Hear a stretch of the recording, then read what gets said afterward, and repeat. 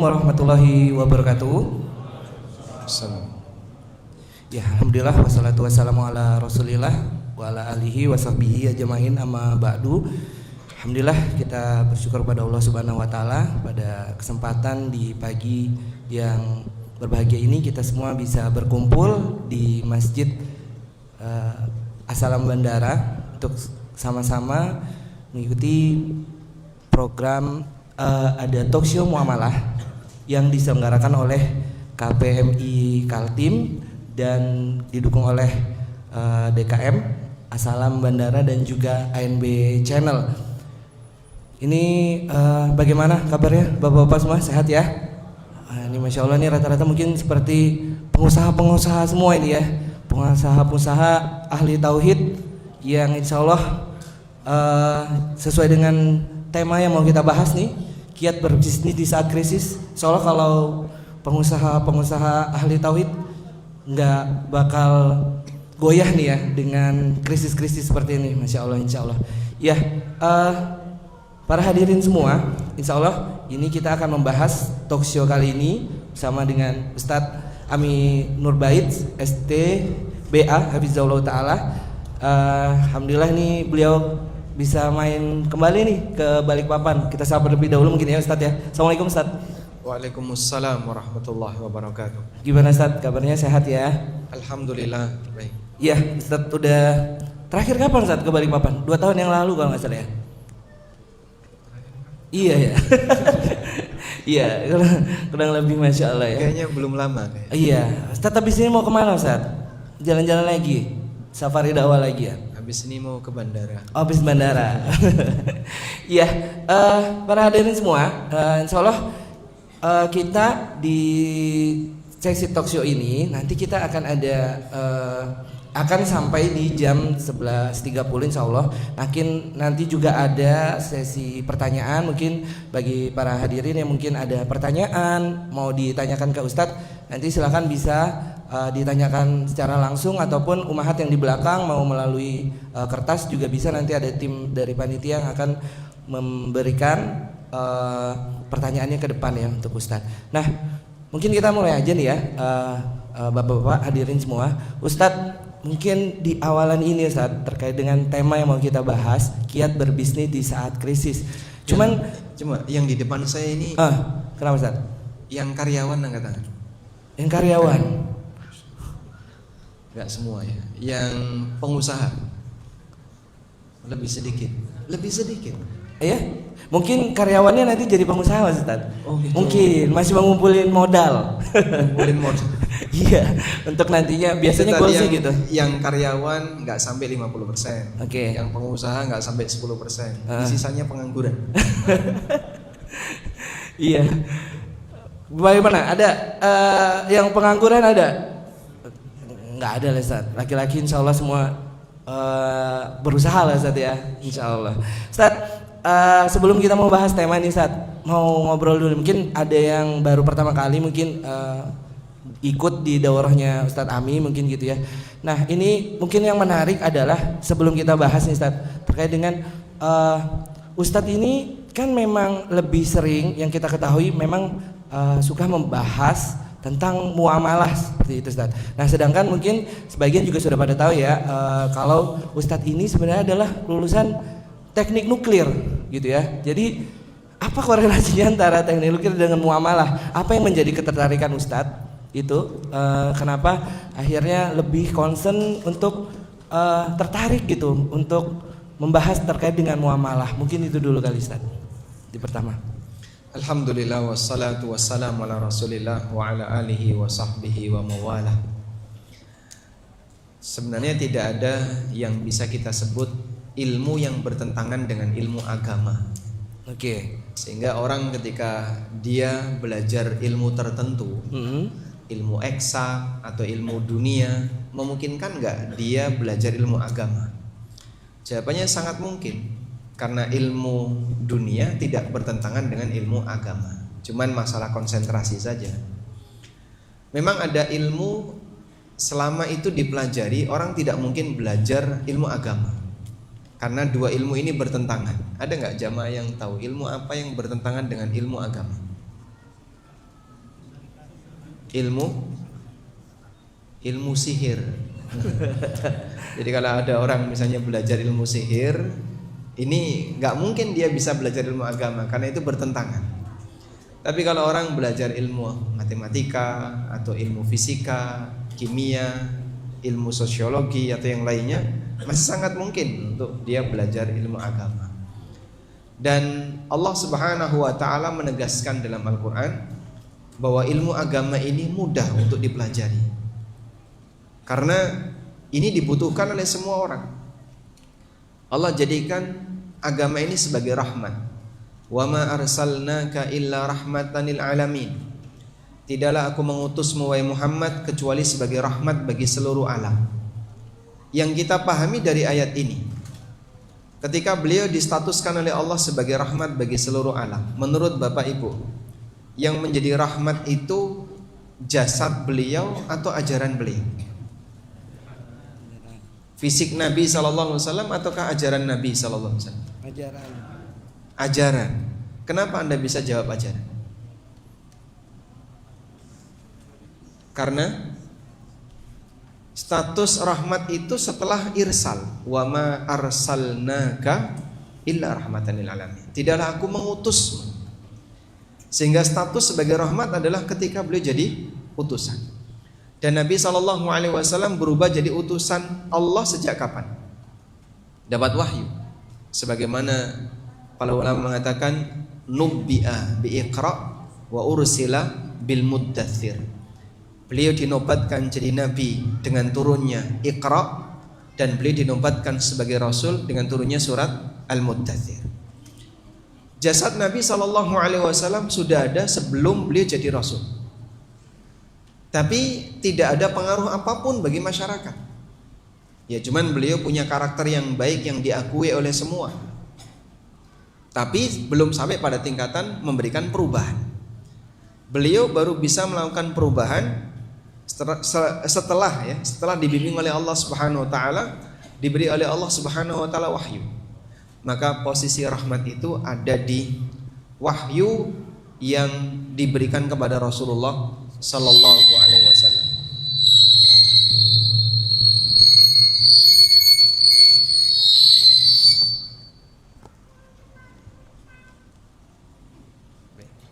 Cek. Bismillah. Bismillah, subhanallah, alhamdulillah, la ilaha illallah. Cek. Iya, beda bunyinya. Oke, bisa Ustaz? Oh ya. Mungkin. Bismillah, subhanallah. Baik. Ya. Nah. Karena status beliau sebagai rahmat adalah di posisi setelah beliau jadi rasul. Disinilah kita bisa mendapatkan pengaruh. Karena yang namanya wahyu ini tidak dibatasi oleh tempat dan waktu. Sehingga sekarang kita bisa merasakan wahyu itu. Sebagaimana orang zaman dulu juga bisa merasakan pengaruh dari wahyu itu. Wahyu bisa dirasakan tanpa dibatasi oleh tempat dan waktu. Beda dengan jasad Nabi SAW. Kalau jasad Nabi SAW terbatas dengan tempat tertentu dan waktu tertentu. Ada yang tidak ketemu Rasulullah SAW. Ada yang jauh dari tempatnya Nabi SAW. Setelah kita sepakat bahwasanya Islam adalah rahmat, berarti sesuatu akan bisa bernilai rahmat ketika manfaatnya dirasakan oleh semuanya. Sehingga gagal sebagai rahmat kalau hanya bisa dirasakan oleh sebagian. Makanya kalau disebut bahwasanya Islam adalah agama orang Arab, ini jelas keliru. Allah menegaskan status Islam sebagai rahmat bagi seluruh alam. Kita bagian dari alam. Anda juga bagian dari alam. Berarti siapapun punya kesempatan untuk bisa mendapatkan manfaatnya. Nah, jika semuanya punya kesempatan untuk mendapatkan manfaatnya, maka mengenali ini tahap awal dipermudah oleh Allah. Walaqad yassarnal Qur'ana lidzikri fahal mim muddakir. Sungguh kami mudahkan Al-Qur'an untuk diambil pelajaran. Tinggal apakah manusia mau mengambil pelajaran ataukah tidak. Kita bersyukur kepada Allah Subhanahu wa taala dengan adanya nikmat hidayah yang Allah berikan kepada kita, dengan adanya nikmat penjelasan dan pembelajaran yang Allah berikan kepada kita. Karena nikmat seperti inilah yang menyebabkan seseorang itu jadi bisa mengenali mana yang benar, mana yang salah, bisa tahu mana yang halal, mana yang haram. Berikutnya mengenai cerita ketertarikan untuk belajar masalah fikih muamalah. Jadi manusia ini berinteraksi dengan muamalah setiap saat. Anda jual beli sejak usia kapan? Bapak transaksi sejak usia kapan? Sejak kenal uang. Masya Allah. Waktu lahir sudah? Oh belum. Jadi kita berinteraksi sejak kita bayi. Mungkin usia 5 tahun. Sudah ya? Sudah beli jajan. Usia 6 tahun kita sudah transaksi. Sampai kita dewasa. Demikian pula yang dilakukan oleh masyarakat yang lain. Dan syariat kita memberikan batasan, mana yang boleh, mana yang dilarang. Keberadaan batasan itu harus diketahui oleh setiap muslim agar dia bisa memastikan transaksi yang dia lakukan di posisi tidak melanggar aturan. Nabi SAW pernah menyampaikan bahwa pada asalnya urusan dunia itu sifatnya mubah. Beliau mengatakan, antum a'lamu bi amri dunyakum. Kalian lebih ngerti tentang urusan dunia kalian. Bapak Ibu bedakan dua kalimat ini. Kalian lebih ngerti tentang urusan dunia kalian. Yang kedua, kalian lebih ngerti tentang hukum urusan dunia kalian. Sama atau beda? Sama atau beda? Saya ulangi ya. Kalian lebih ngerti tentang urusan dunia kalian. Yang kedua, kalian lebih ngerti tentang hukum urusan dunia kalian. Sama atau beda? Beda. Bedanya di mana? Di hukum. Kalau kalimat yang pertama, kalian lebih ngerti tentang urusan dunia kalian, itu cakupannya tentang apa, Pak? Tentang aktivitas, tata cara, model, bentuk, sistem, metode, dan seterusnya. Orang lebih paham tentang itu. Sehingga berdasarkan hadis ini, yang hadisnya sahih riwayat Muslim, maka manusia punya kelonggaran untuk mengembangkan model bisnis apapun, walaupun dulu tidak ada di zaman Nabi Sallallahu Alaihi Wasallam. Kelebihan inilah yang menyebabkan seseorang ketika mau mengembangkan usaha apapun dengan tata cara, akad apapun, tidak dilarang. Sampai para ulama memberikan kaidah al-aslu fil muamalat al-hillu wal ibahah. Hukum asal dalam muamalah adalah halal dan mubah. Karena Rasulullah sallallahu alaihi wasallam menyampaikan, antum a'lamu bi amri dunyakum, kalian lebih ngerti tentang urusan dunia kalian. Dan bagian dari urusan dunia adalah ketika seseorang mengembangkan model dan tata cara dalam bermuamalah. Sementara yang kedua, hukum urusan dunia. Hukum urusan dunia ini berarti berbicara tentang aturan yang berlaku pada aktivitas manusia. Siapa yang menetapkan aturan itu? Allah. Allah menegaskan, inil hukmu illa lillah. Tidak ada hukum kecuali milik Allah. Sehingga bicara masalah hukum berarti kita bicara aturan Allah terkait aktivitas manusia. Siapa yang paling ngerti tentang hukum urusan dunia? Allah. Kemudian Allah sampaikan kepada Rasulullah sallallahu alaihi wasallam. Sehingga Nabi sallallahu alaihi wasallam paling paham tentang hukum urusan dunia. Tapi kalau bagaimana cara berurusan dunia, manusia yang paling paham. Karena itu kita tidak belajar teknis. Kita tidak belajar metode. Tapi yang kita pelajari untuk kajian fikih muamalah adalah membahas hukumnya. Hukum untuk teknis A, metode B, tata cara C, akad D, dan seterusnya. Baik. Interaksi kami dengan para pengusaha, terutama di pengusaha muslim Indonesia. Saya bukan termasuk pendiri ya. Cuman dulu kantor KPMI, pengusaha muslim Indonesia ini, komunitas pengusaha muslim Indonesia, dulu kantor pusatnya itu di Jogja. Tepatnya di kantor UFIT.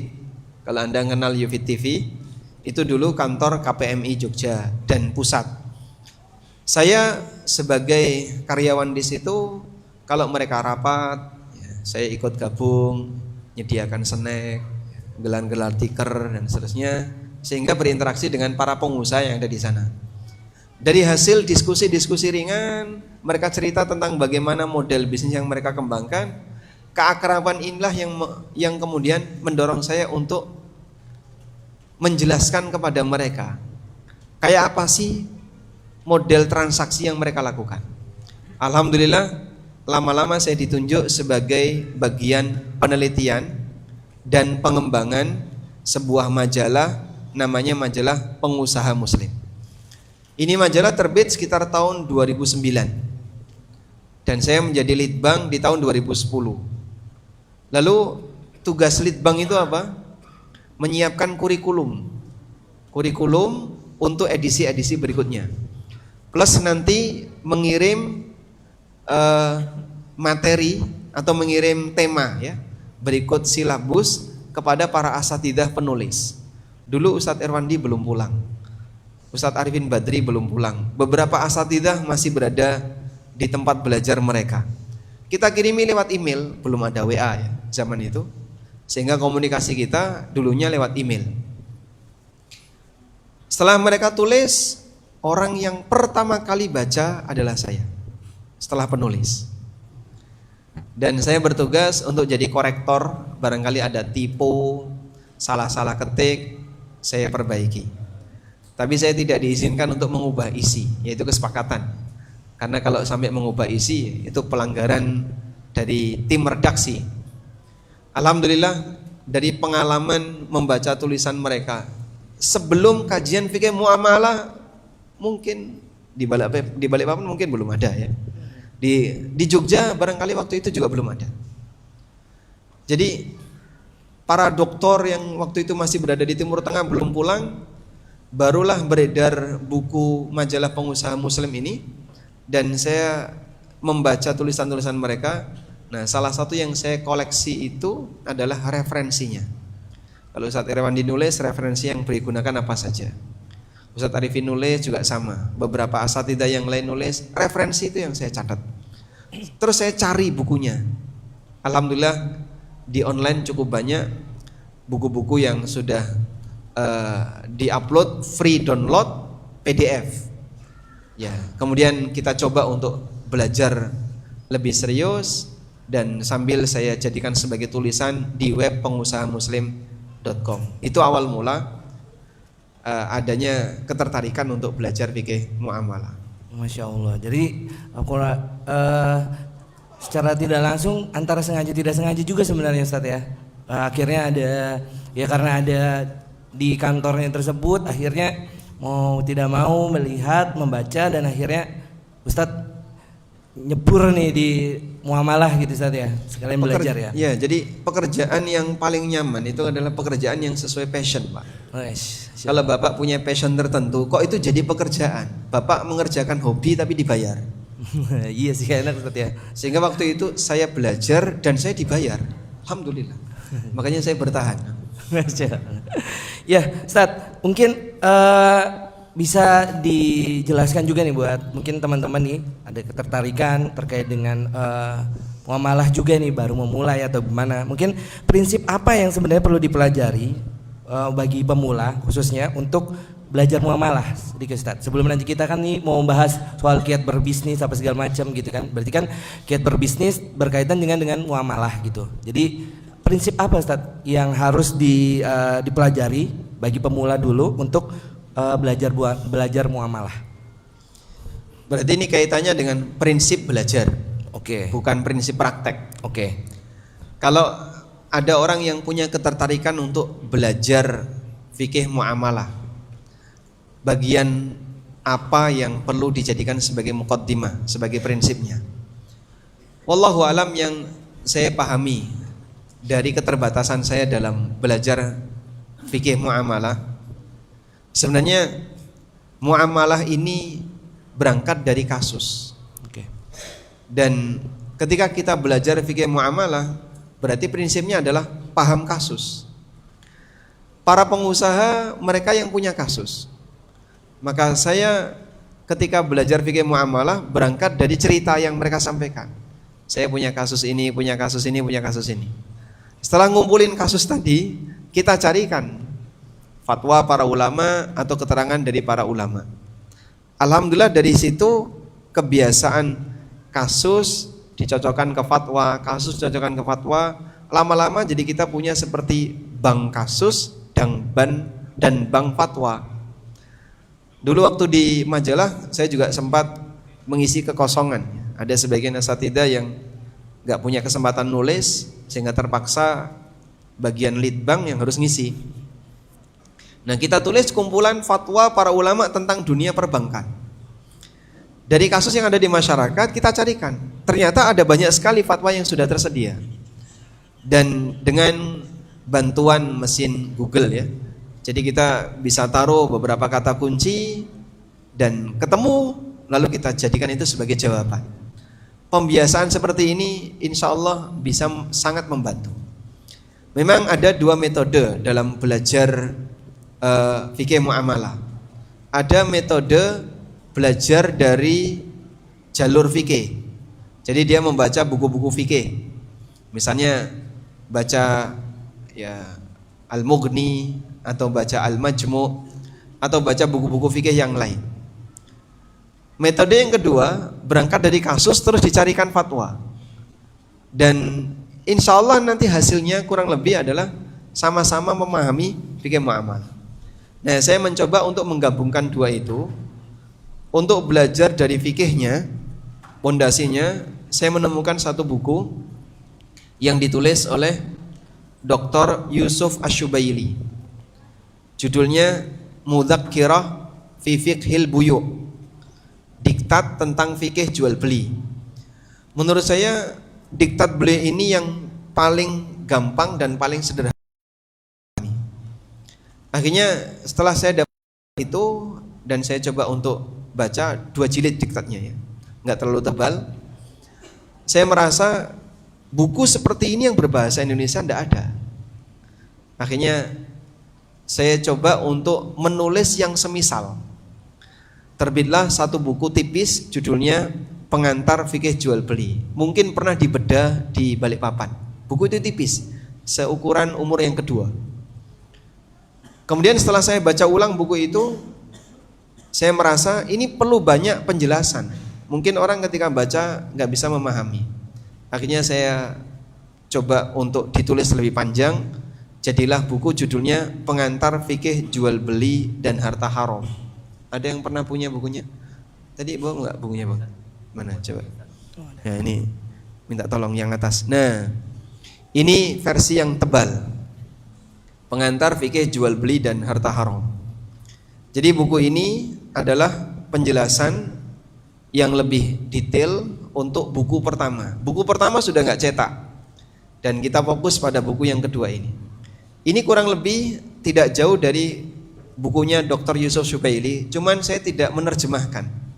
Saya ngambil saripatinya, lalu kita bahasakan ulang, dan contoh kasusnya mengikuti apa yang ada di lapangan. Jadi model ini yang saya gabungkan, belajar dari dasarnya dan belajar dari kasus. Maka kalau misalnya ada yang pengen mau serius seperti itu, Anda bisa belajar dari dasar atau belajar dari kasus.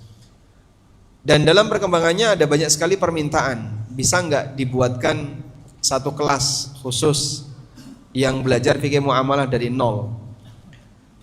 Akhirnya kami susun sebuah kurikulum untuk pembelajaran fikih muamalah dari nol dan kami serahkan ke KPMI setelah disempurnakan oleh Ustadz Dr. Arifin Badri.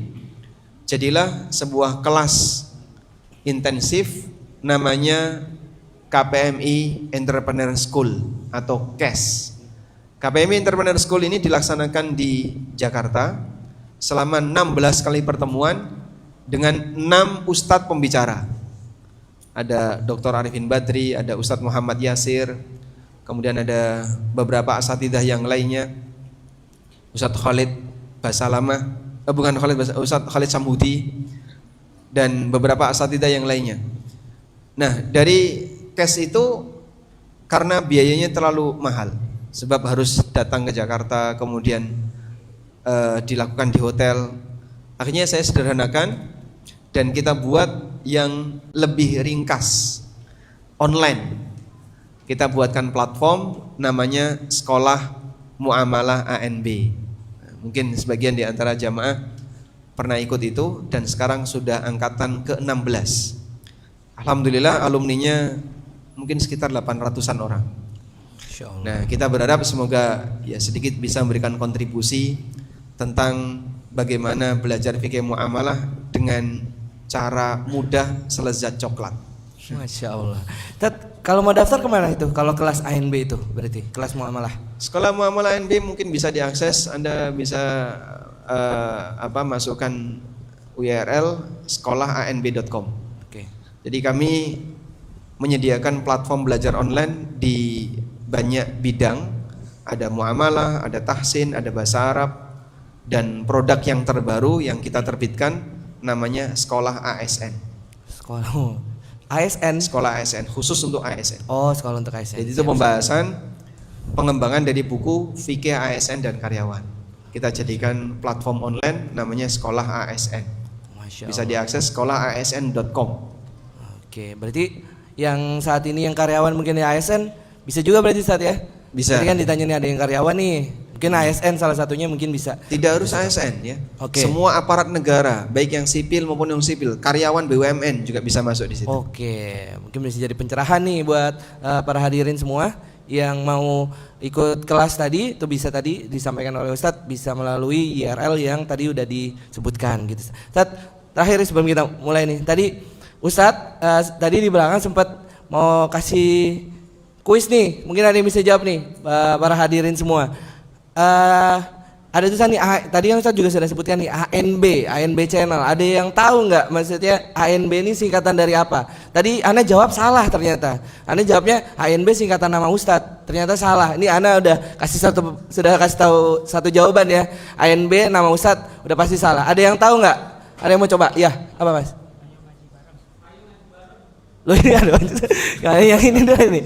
Yang jawab udah 2. Iya, gimana Ustadz? Benar jawabannya? Ya, jawabannya ANB adalah Ayo Ngaji Bareng. Woi, Masya Ayo Allah. Ngaji Bareng channel. Oke, siap. Hadiahnya ada berapa? Ada 4. Ada 4. Tadi malam udah dapat Mas? Oh iya, Mas. Silakan. Ayo ngaji bareng berarti Ya, Ustaz. karena di channel ini tidak hanya saya yang ngisi. Oke. Ada banyak sekali asatidah yang lain, mungkin ada 6 Oke. asatidah ikut ngisi di channel kami. Oke, Masya Allah, barakallahu fiik. Oke, Ustaz, sekarang kita mulai ngobrol, fokus ke tema kita talk show pada kesempatan pagi hari ini, kiat berbisnis di saat krisis.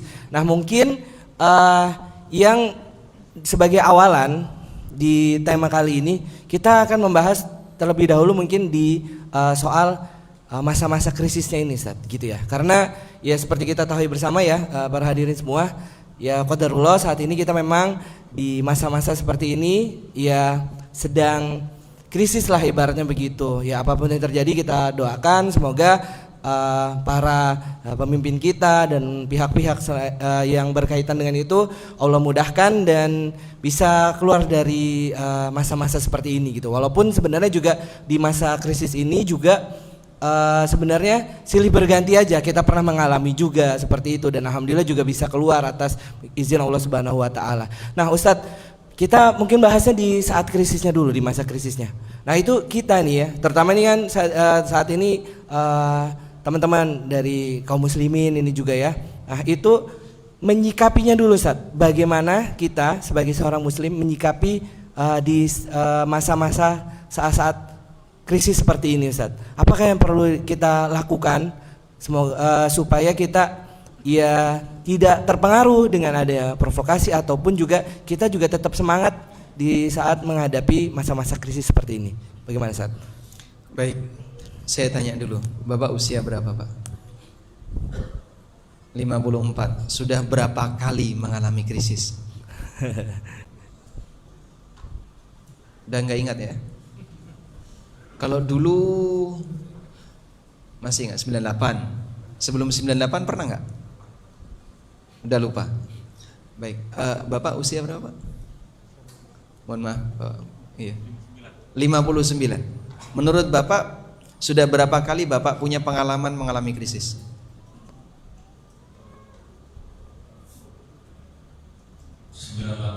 98. Sebelum itu belum pernah. 98, setelah itu 2026 ini. Masya Allah, lompatannya jauh sekali ya. Iya. Dari 98 ke 2026. Berarti berapa tahun? 28 tahun. Dengan jarak krisis yang demikian jauh ya. Berarti Indonesia ini negara yang baik saja atau kurang baik saja? Ada nggak yang bosan jadi WNI? Bosan jadi WNI nggak? Enggak. Mungkin mau pindah kemana? Ke Timur Leste atau mana? Masya Allah. Nah sekarang kan sedang marak hashtag bosan jadi WNI, kabur saja. Apakah harus seperti itu? Karena terkadang orang digoyang dengan aneka krisis tertentu, kemudian dia sudah mulai gak nyaman. Menurut Anda mana yang lebih berbahaya? Krisis ekonomi atau krisis politik? Menurut Anda Pak, yang lebih menakutkan yang mana? Ekonomi atau politik Pak? Politik. Krisis politik. Sehingga misalnya dolar sampai tembus 50.000, tapi negara aman, gak ada demo. Dengan dolar 3.000, tapi penuh dengan gejolak politik, Anda pilih mana? Anda pilih mana? 50.000 aman. Dolar tembus 50.000, Masya Allah. Ini kopinya jadi berapa harganya? Ilustrasinya seperti keluarga Pak. Ada keluarga yang waktu suaminya punya kerjaan, sumber pendapatannya bagus, hubungan mereka nyaman.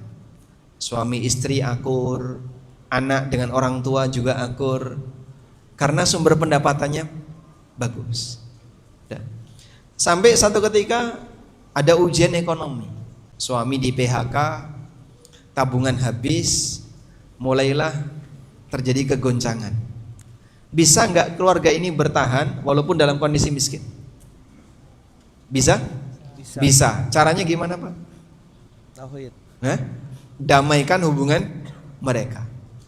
Tapi warnanya akan berbeda kalau kemudian terjadi ketegangan. Mungkin istrinya nggak terima, yang dulunya biasanya belanjanya 5 juta per bulan, sekarang tinggal 500.000 per bulan. Kemudian dia mulai emosi kepada suaminya, suami emosi kepada istrinya, anak kepada orang tuanya juga mulai goyang. Akhirnya keluarga ini pecah. Berawal dari apa? Berawal dari apa Pak? Baik, pertanyaan saya, ekonominya atau sabarnya? Ekonominya atau sabarnya? Sabarnya. Dia nggak sabar. Ujian ekonomi sebagai ujian yang Allah berikan kepadanya. Ketika nggak sabar, keluarga ini pecah. Andai kan mereka bisa bersabar, saling pengertian, memungkinkan nggak untuk bertahan? Sebagaimana ini bisa terjadi pada satu keluarga, ini juga bisa terjadi pada satu sekup negara. Di zaman Nabi SAW sempat terjadi krisis. Bahkan sampai para sahabat lapor kepada Rasulullah SAW, seperti yang disebutkan dalam hadis dari Anas. Ya Rasulullah, laqad ghalas ya. Ya Rasulullah, telah terjadi banyak kenaikan harga. Fasa'ir lana, tolong turunkan harga untuk kami. Tapi karena politik ketika itu tetap stabil, gak ada sahabat yang demo, gak ada sahabat yang bakar-bakaran ban, tidak ada sahabat yang kemudian melakukan kritikan lewat medsos, suasana tetap nyaman. Ada kasus masalah ekonomi, namun tidak sampai muncul gejolak politik. Berulang lagi di zaman Umar. Sampai di zaman Umar sempat terjadi keputusan dari Amirul Mukminin, orang mencuri tidak dipotong tangan. Karena ketika itu musim paceklik dan barang harganya mahal, terutama bahan makanan, sehingga orang kesulitan untuk bisa mendapatkan bahan makanan. Dalam situasi itu ekonomi kacau, harga banyak yang naik, sehingga selisih antara mata uang yang dulu stabil di zaman Nabi SAW sempat 1:10 antara dinar dan dirham, di zaman Umar bergeser. Tapi karena politiknya stabil, tidak terjadi kekacauan, ekonominya saja yang bermasalah. Di zaman Utsman gak ada masalah ekonomi. Masyarakat hidup dalam keadaan normal, nyaman. Sumber pendapatan mereka lancar. Banyak sekali negeri-negeri kaum muslimin yang ditaklukkan, wilayah-wilayah baru, sehingga kaum muslimin punya sumber jizyah yang lebih besar. Negara jadi lebih kaya. Tapi akhir dari masa kekhalifahan beliau radhiyallahu anhu sempat mengalami gejolak politik. Disebabkan aneka berita yang gak jelas ya, dipanas-panasi sebagian masyarakat. Akhirnya datanglah gerombolan dari Mesir, gerombolan dari Irak, dan sampai kemudian Utsman dipersekusi. Beliau tidak boleh keluar rumah hingga terjadilah pembunuhan kepada Utsman radhiyallahu anhu. Di zaman Ali berkepanjangan. Jadi sejak awal masa kekhalifahan sampai beliau meninggal dunia. Dan baru mulai tenang setelah kapan? 6 bulan pasca Ali bin Abi Thalib menyerahkan, atau Hasan bin Ali bin Abi Thalib menyerahkan kekhalifahan kepada Muawiyah. Sehingga pasca kejadian itu barulah politik tenang. Sebelumnya gejolak itu berulang-ulang. Sampai terjadi beberapa kali perang di antara kaum muslimin. Ada perang Jamal, ada perang Siffin, dan beberapa perang kecil-kecil yang lainnya. Dari sinilah kita bisa lihat, mungkin saja di sebuah daerah ekonominya biasa, tidak ada masalah, tapi karena politiknya nggak stabil, akhirnya kacau. Negara tidak harus hancur ketika ekonominya bermasalah, tapi negara akan hancur kalau politiknya rusak. Makanya yang kita tekankan bagi masyarakat, dan inilah nasihat-nasihat yang banyak disampaikan oleh para asatidzah. Kita sudah sampai pada titik mengakui bahwasanya negara ini sedang punya masalah ekonomi. Udahlah, kita sepakati itu. Maka jangan sampai gejolak ekonomi ini beralih kepada gejolak yang lebih berbahaya, yaitu gejolak politik. Kita tenangkan masyarakat. Silakan menyampaikan aspirasi sesuai dengan prosedur yang berlaku. Dan karena negara ini adalah negara demokrasi, sebagaimana metode yang dipahami oleh masyarakat secara umum. Tapi kita nasihatkan, semua praktek anarki, menyebarkan berita bohong, memanas-manasi orang, ujaran kebencian dan seterusnya, ini dilarang total. Tidak boleh ditoleransi, ini sangat berbahaya.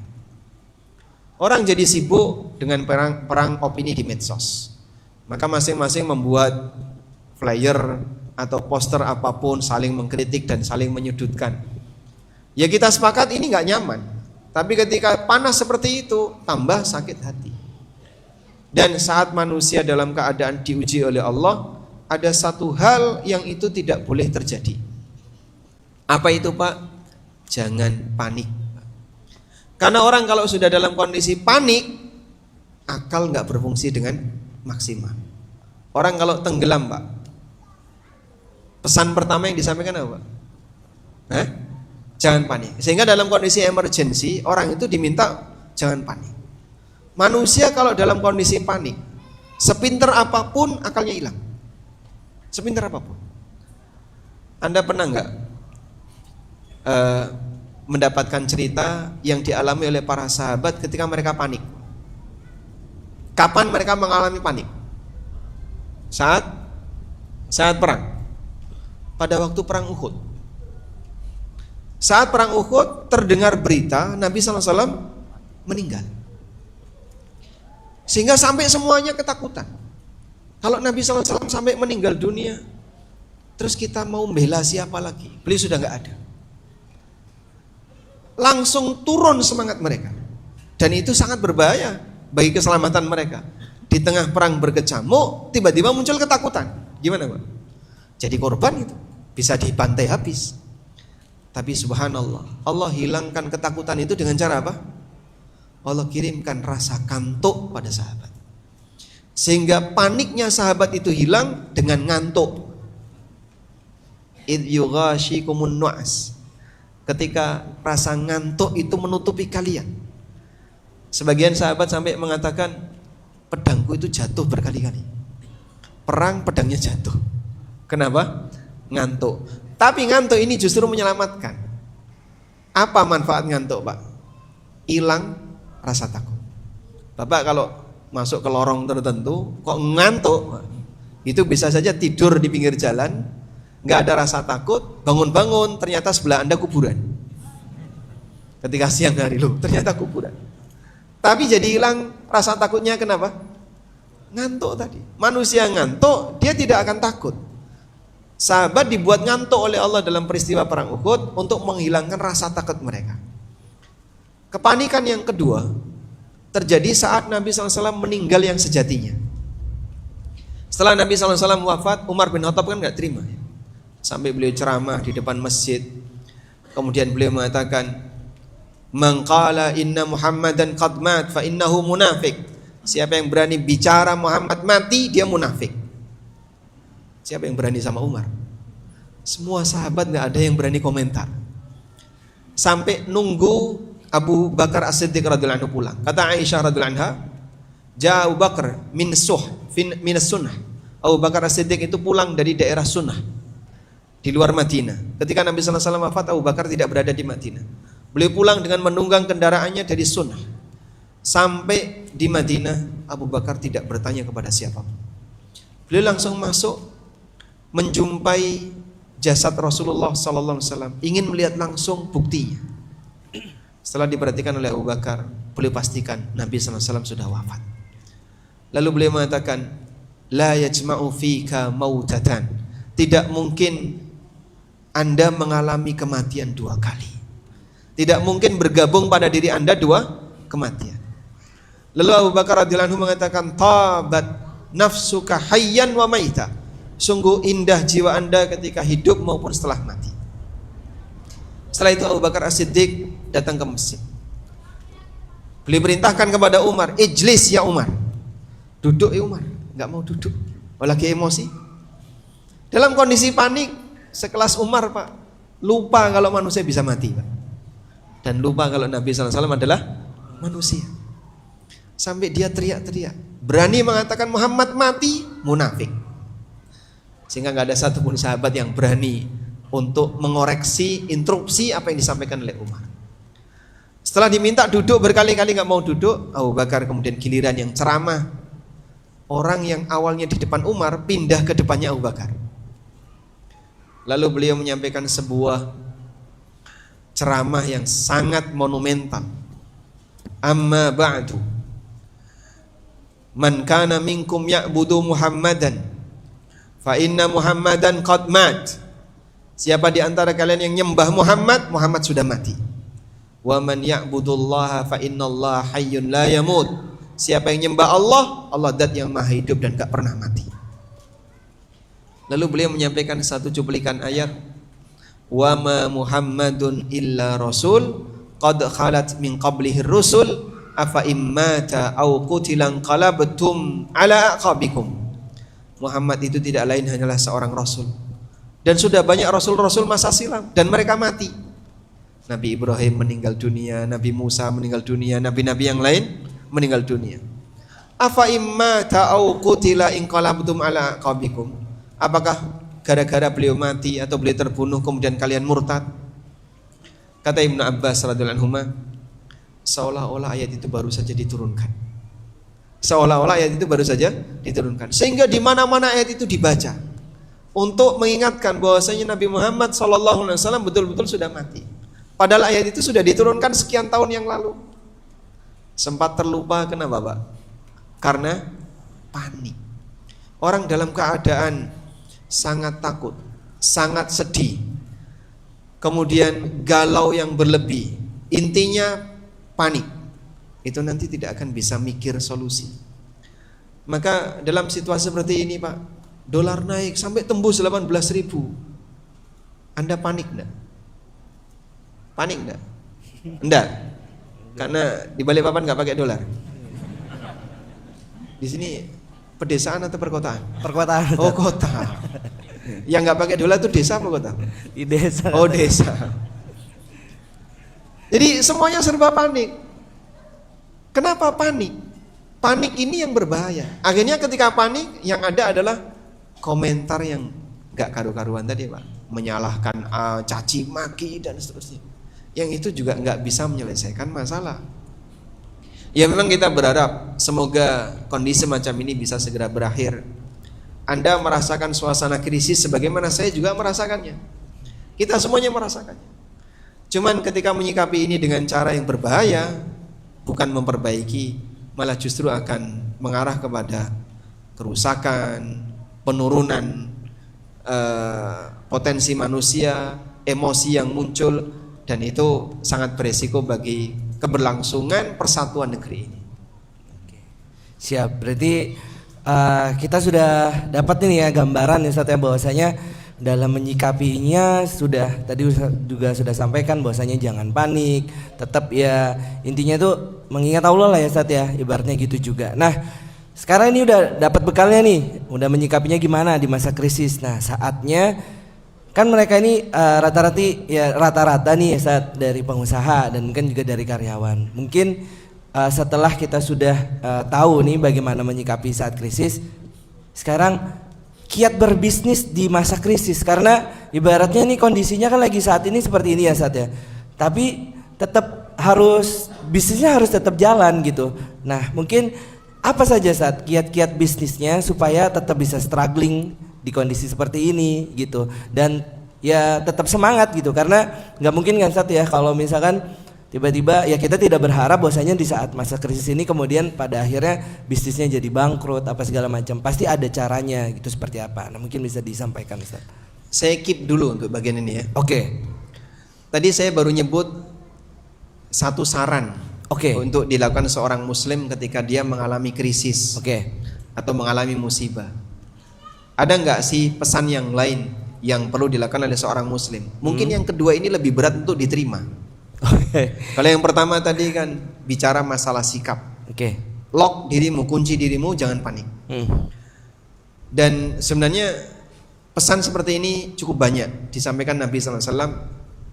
Di antara cara agar kita tidak panik itu adalah mengembalikan kepada takdir. Ya sudahlah, ini sudah takdir Allah. Tapi ngomong seperti ini, orang mungkin akan merasa berat untuk menerima. Cuman bilang takdir Allah, ya mau gimana lagi? Jangan menyerah. Kita tidak menyerah, tapi ngunci biar perasaan kita tidak terlalu ketakutan dan emosi, mengembalikan kepada takdir Allah. Nabi SAW pernah mengatakan, fa in asabaka syai'un falyakul qadarullah wa ma syaa fa'ala. Kalau kamu mengalami musibah apapun, ucapkanlah ini sudah takdir Allah, dan apa yang Allah kehendaki pasti terjadi.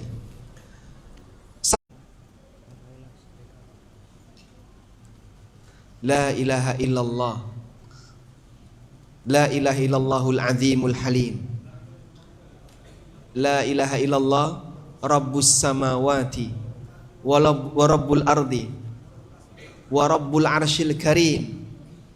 Itu doaul karbi, insyaallah dapat hadiah. Jadi kalau kita perhatikan doa dalam situasi genting, Nabi SAW menanamkan kita tauhid. La ilaha illallah Al-Azimul Halim. La ilaha illallah, zat yang maha agung, yang maha lembut, Rob langit dan bumi serta Rob arsy yang maha mulia. Kenapa doanya seperti ini Pak?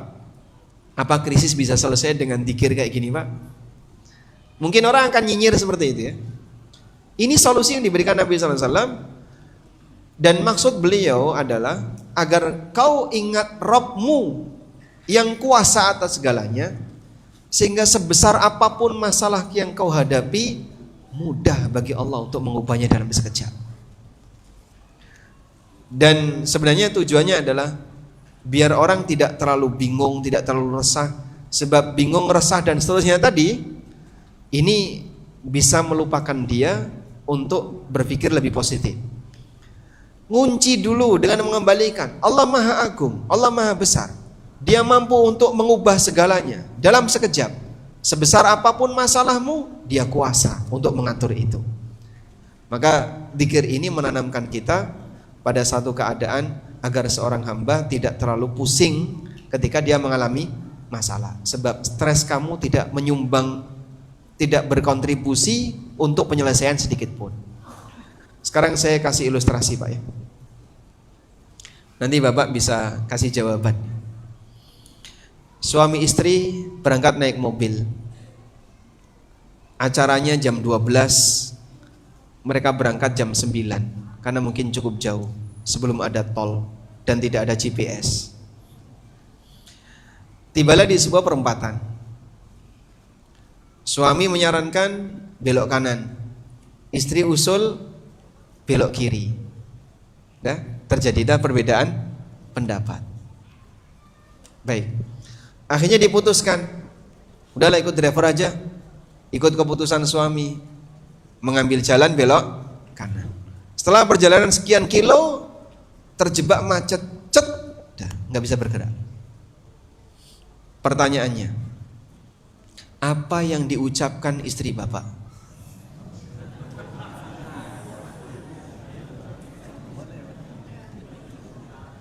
Kira-kira istri bapak akan ngomong apa, Pak?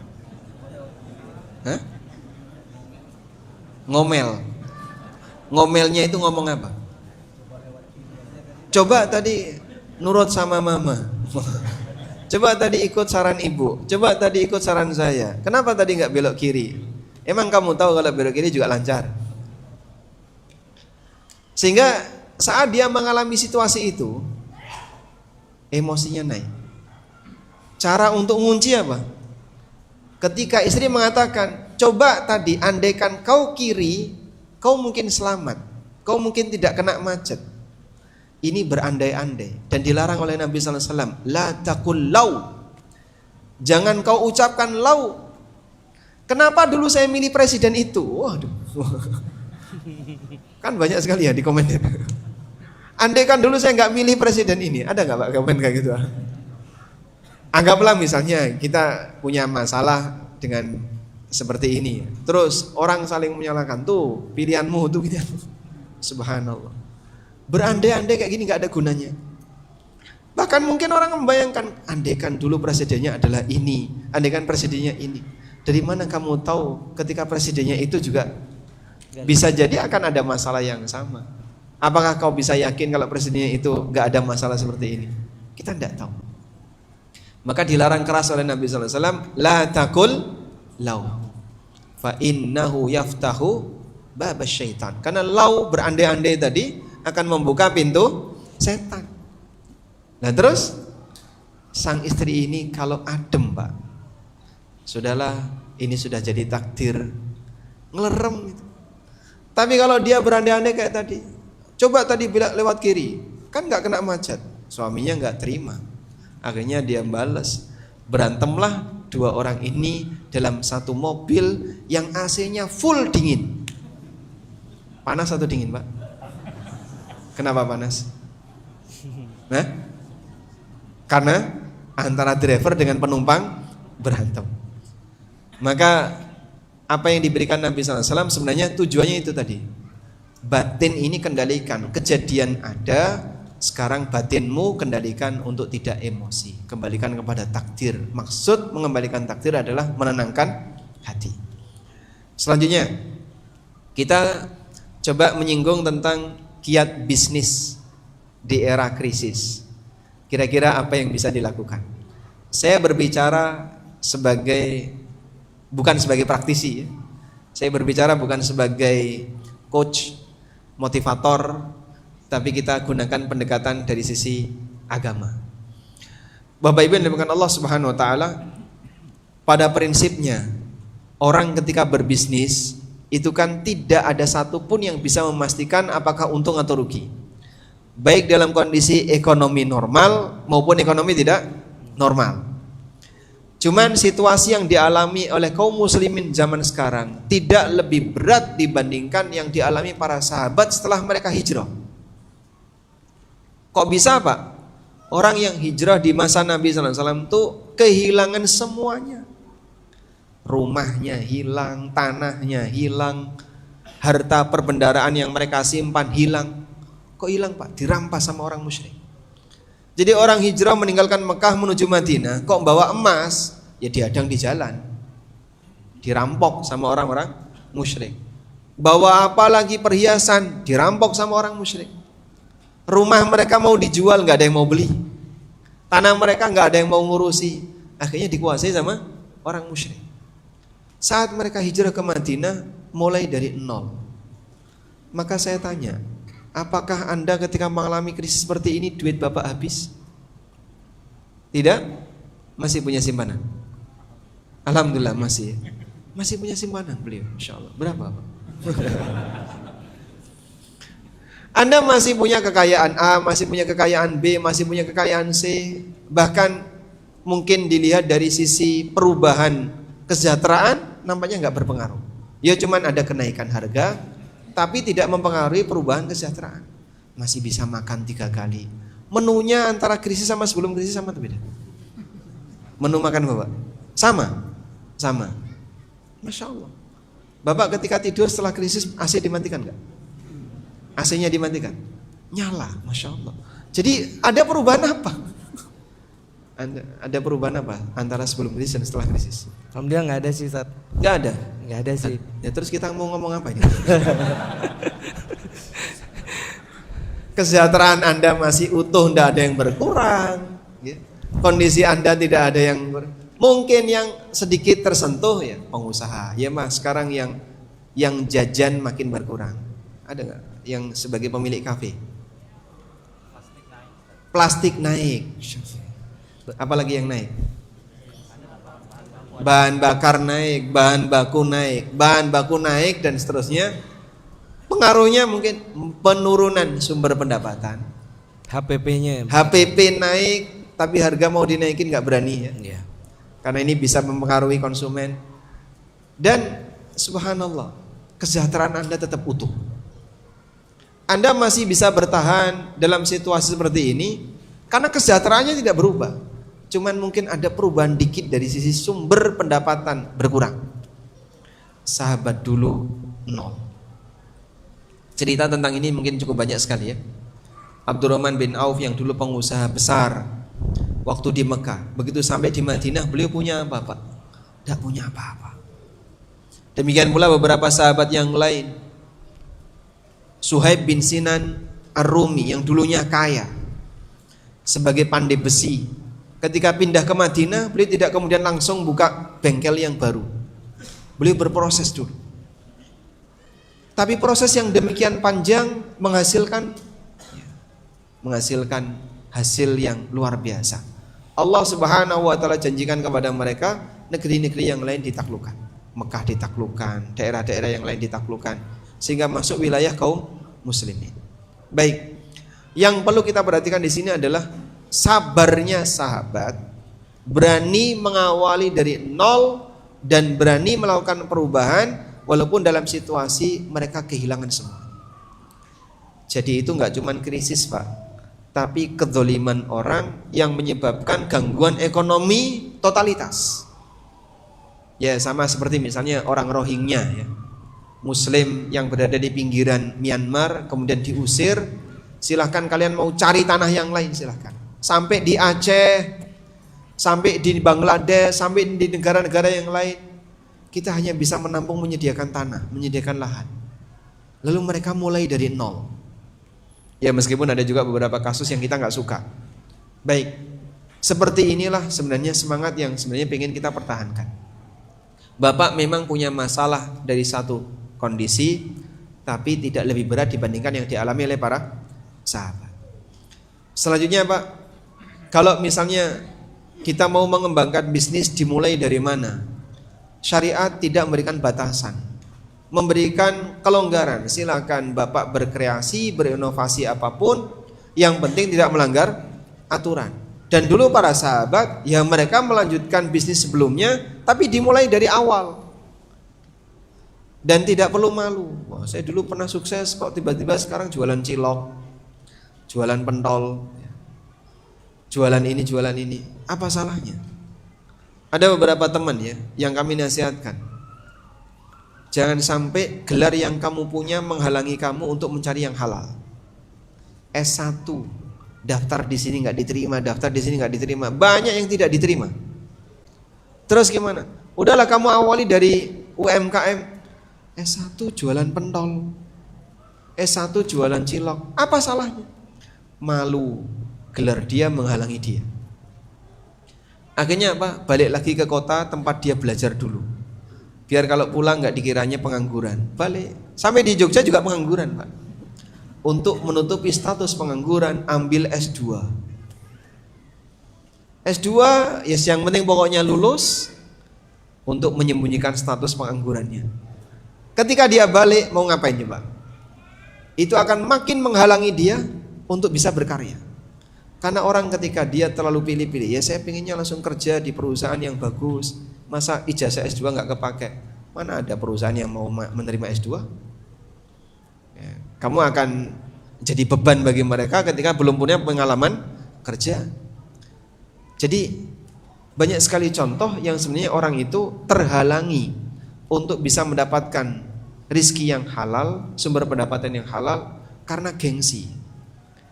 Sehingga dalam situasi ketika orang itu turun jatuh bebas, buang gengsimu. Gengsi ini yang akan menghalangi kamu untuk melakukan kegiatan yang sebenarnya itu adalah sumber pendapatan yang halal. Gak ada salahnya kalau kita harus memulai dari nol, sebagaimana yang dulu dialami oleh para sahabat. Wallahu a'lam. Oke. Mungkin sambil biar lebih ini saat interaktif, mungkin kita sambil tanya jawab aja kali Ustaz ya. Mungkin ada dari para hadirin ada yang mau bertanya, silakan bisa diajukan pertanyaannya, bisa secara langsung maupun bisa di kertas. Umahat juga silakan jika ingin bertanya. Ya, silakan Bapak. Ada mic nggak? Bisa dibantu? Ya.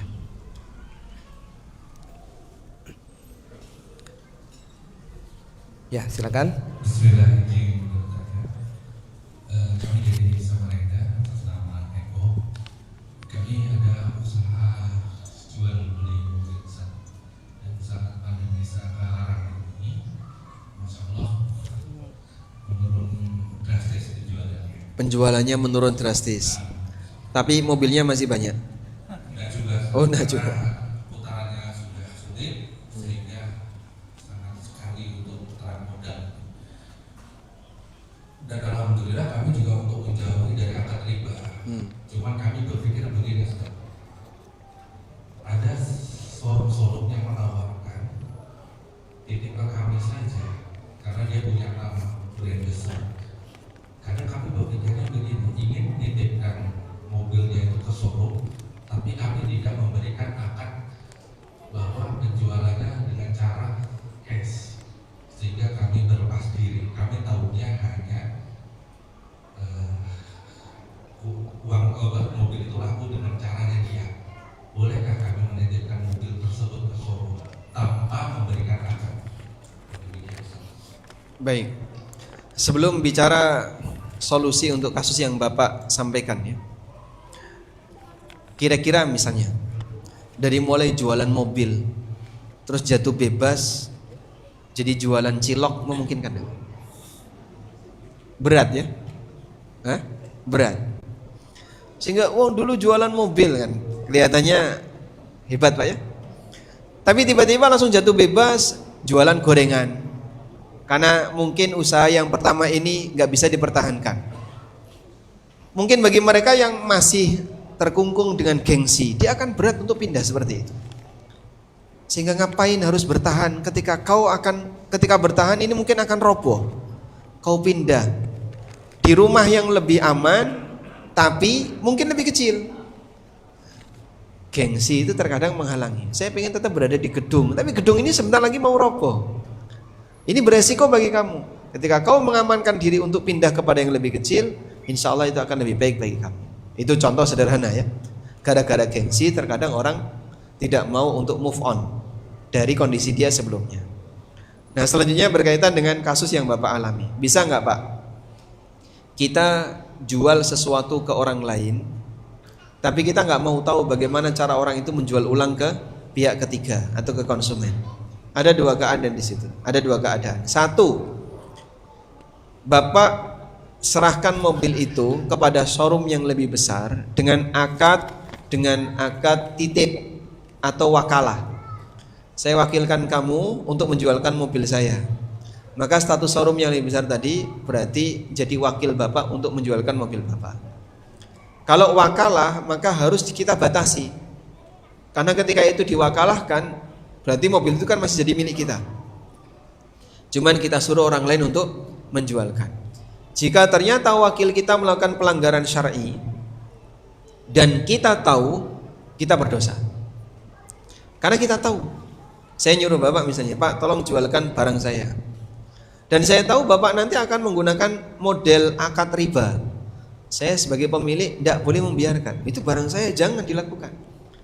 Saya punya hak dan kewajiban untuk melarangnya. Metode yang kedua, Bapak jual mobil itu ke showroom yang lebih besar tadi. Karena kita sudah menjual, berarti barang itu milik siapa? Showroom. Selanjutnya terserah showroom. Showroom mau jual ke konsumen dengan cara cash atau riba, kita tidak bertanggung jawab karena mobil ini sudah saya jual ke showroom. Sehingga Anda titipkan itu dengan pemahaman saya jual ke kamu, bayarnya nanti tidak apa-apa, yang penting pokoknya saya jual ke kamu. Kalau misalnya showroom ngasih pilihan, boleh Pak saya terima, tapi bayarnya nanti ya Pak, bayarnya nanti setelah laku, boleh saja.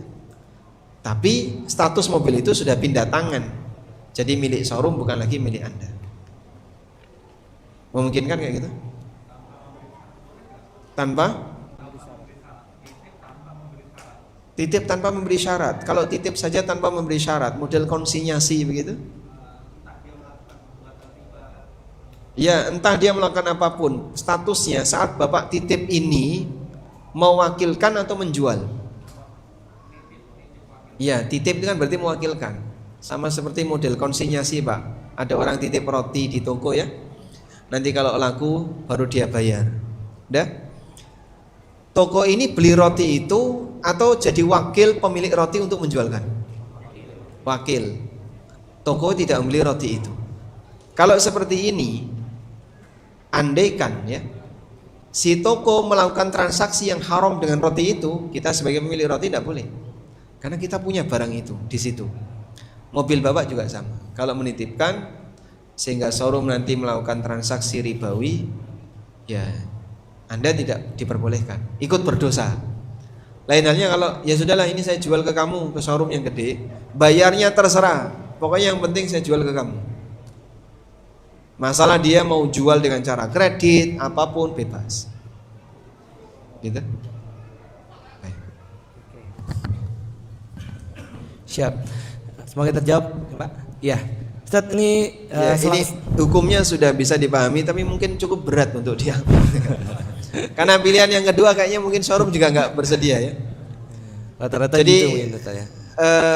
Barangkali Bapak juga bisa ngasih apa ya, ngasih harapan ke showroom. Nanti pun kalau kau nggak jadi beli, nggak apa-apa, kembalikan ke saya lagi. Sehingga ketika barang itu unit itu nggak laku, showroom akan mengembalikan ke tempat Bapak. Oke, siap. Ustaz, lanjut kita ada pertanyaan melalui kertas Ustaz.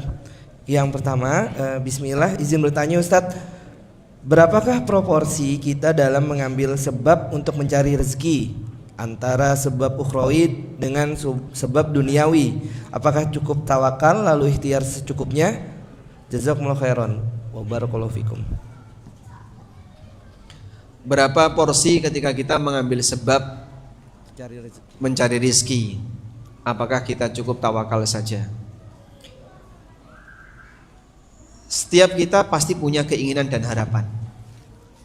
Dan untuk mewujudkan keinginan dan harapan itu, satu yang perlu kita catat, manusia tidak bisa mewujudkan akibat tanpa sebab.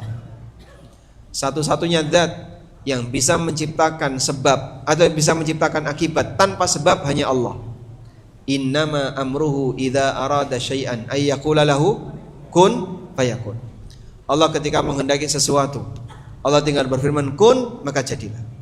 Manusia tidak punya kekuatan kun fayakun. Pengen sugih, pengen kaya, kun fayakun, celing kaya, bisa Pak? Pengen punya apa, celing langsung punya, bisa? Tidak bisa. Kita tidak punya kekuatan kun fayakun. Maka kamu punya keinginan sesuatu, berarti kau harus menempuh sebab. Sehingga menempuh sebab untuk mewujudkan akibat, ini bagian dari iman kita bahwa kita adalah makhluk dan Allah Subhanahu wa taala dengan hikmahnya menciptakan akibat yang diinginkan oleh makhluk melalui sebab yang ditempuh oleh makhluk. Dipahami ya?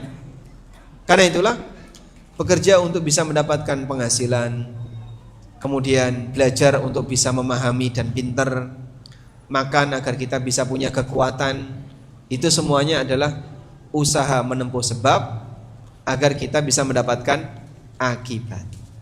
Baik. Lalu sejauh mana kita harus berusaha? Jawabannya sesuai dengan apa yang Anda inginkan. Yang penting jangan melanggar. Melanggarnya itu gimana Pak? 1, sampai membuat Anda melupakan kewajiban. Gara-gara kerja sampai nggak sholat jamaah bagi bapak-bapak. Gara-gara kerja bahkan sampai meninggalkan sholat 5 waktu. Gara-gara kerja apalagi nggak pernah belajar agama. Oh berarti bapak tensinya terlalu tinggi dalam bekerja. Harus diturunin karena Anda sampai meninggalkan bagian yang wajib. Sudah? Yang kedua, tentu saja tidak boleh melanggar yang haram. Jangan gara-gara kepanikan kemudian pengen ngejar target. Nah gimana lagi kalau aku nggak nyogok? Kalau nggak nyogok, peluangku hilang. Akhirnya dia main sogok-sogok untuk bisa mempertahankan peluang. Ini loh Pak, sayang kalau nggak diambil. Ngambil apa toh Pak? Titik Pak. Masya Allah. Titik. Berapa harga 1 titik di sini? Nah? Tahu titik? Titik MBG. Itu kan mahal ya. Masih ada nggak jual beli titik? Nggak tahu ya. Ada bapak ada yang tahu nggak informasinya? Ada yang punya sekian belas, ada yang punya. Wah nanti kalau saya nggak ambil, diambil orang. Terus caranya ngambil gimana? Ya harus berani bayar sekian. Itu duitnya lari kemana? Nggak ada kwitansinya. Yang jelas itu akan dimakan oleh oknum. Apakah harus seperti itu cara Anda untuk ngejar dunia? Kalau kayak gini berarti haram dulu baru bisa dapat duit. Subhanallah. Ini karena terlalu tadi ya, terlalu bernafsu untuk mendapatkan, dia anggap ini peluang yang jangan sampai itu hilang. Akhirnya dia memaksakan diri dengan cara demikian. Kita sampaikan dilarang keras. Sudah? Sehingga bolehlah Anda nyari sebab, tapi jangan sampai nyari sebab yang haram. Yang ketiga, jangan terlalu berpangku dengan sebab. Berpangku dengan sebab itu gimana Pak? Dia terlalu mengandalkan kemampuannya. Aku bisa kok.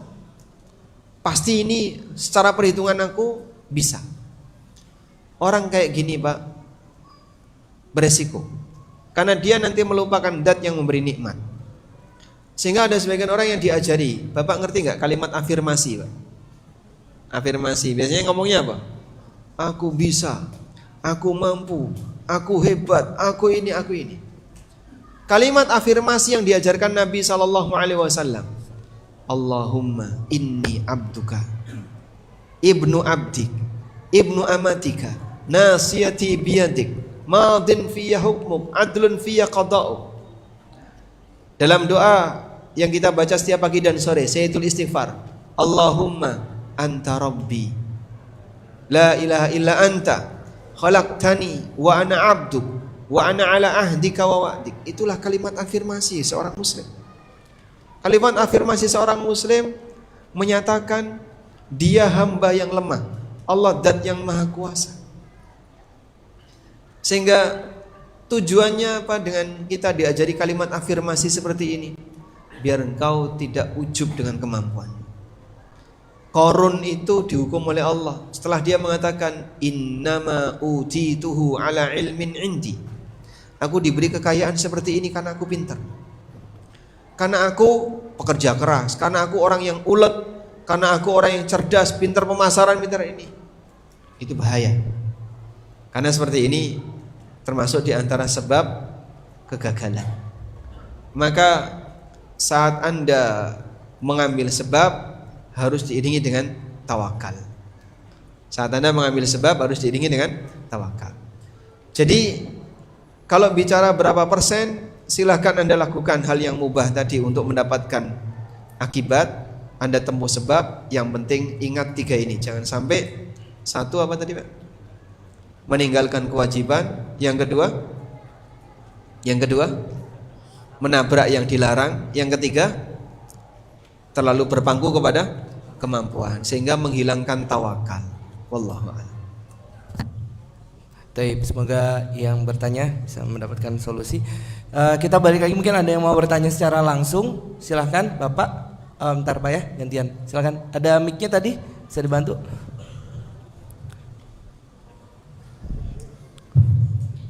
Ya, syukur. Ustaz, tadi berkaitan dengan pertanyaan terakhir, bahwa praktek riswah itu sudah semakin banyak saat ini, Ustaz. Yang sedang saya dan teman-teman alami itu, kami terbentur dengan praktek tersebut. Ketika kami ingin maju, kami harus menyetor senilai uang. Tapi ketika kami mundur, maka berpotensi besar kami kehilangan aset. Dan itu pernah terjadi. Kami kami terlambat melakukan itu, sehingga sebagian aset itu hilang bukan dari pejabat oknum pemerintah, tapi dari masyarakat.